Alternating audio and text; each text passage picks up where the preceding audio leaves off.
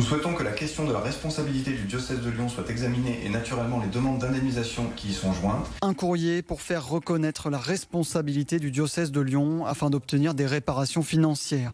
Une quinzaine de victimes s'est adressée directement au Vatican ce jeudi, restant sans réponse du tribunal ecclésiastique depuis plusieurs mois. À l'époque, on nous avait dit au mois de juillet qu'on ne pouvait pas juger le diocèse dans cette procédure et que du coup, de toute façon, il n'y aurait pas d'indemnisation à ce titre.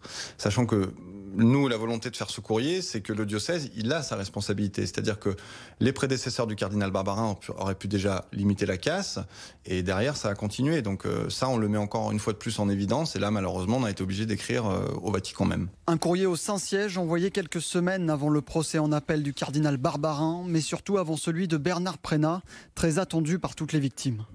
C'est la base de tout, c'est de là qu'est partie cette affaire, c'est ce qui nous a marqué dans notre chair, ce qui nous a permis pour certains de vraiment avoir du mal à avancer dans notre vie. Alors on est plein de cas différents de victimes, de tous âges. C'est vraiment un soulagement que ça avance et qu'on ait enfin un procès dans ce sens. Ouais.